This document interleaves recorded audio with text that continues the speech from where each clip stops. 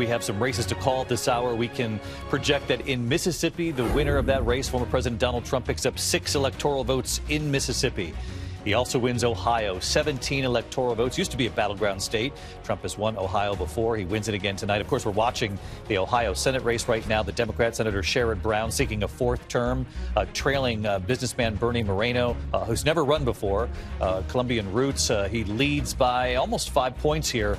It's going to be a difficult race to make up that kind of ground with 76% of the vote in. We're going to keep our eye on that. We do have another race to call, and a race that makes history tonight in Maryland. Voters have elected Democrat Angela Alsobrooks to serve in the Senate. Republican Larry Hogan, the popular governor there, had been challenging her for that open seat.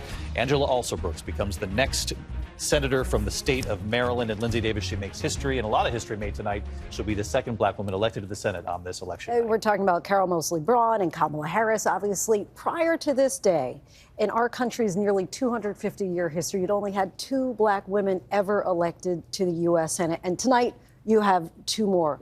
What's really significant, I think, to put this into broader perspective, is we've still never had a black female govern a state in this country. And so tonight, the Democratic Party is asking American citizens to do something that they haven't even done on a state level. They're asking to vote for this woman to run and rule and reign over this entire country, which it just really puts in perspective that we're just now getting to this point of having 4 black women elected into the Senate. It was interesting when I had a chance to speak with Angela Alsobrooks just last week. She talked about how her family is from South Carolina, and it was because her great-grandfather had been shot by a white sheriff's deputy that they fled to Maryland, and that's what made her decide that she wanted to be a prosecutor and ultimately get into politics. And down in Brazil, Angela Alsobrooks has talked about how, as a young prosecutor, she got advice from another prosecutor. That's right.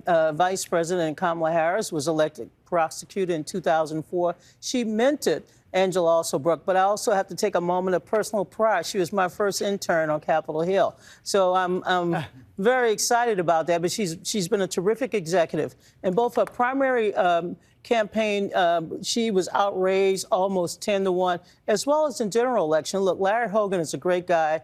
People love him in Maryland, but they understood a vote for Mr. Hogan was a vote for Mitch McConnell, a vote for the Supreme Court. Angela had her message focused on the economy, the issue of abortion, because abortion was on the ballot in the great state of Maryland. But she also had a special appeal, I think, to young women across the state. That's going to be the hidden story tonight.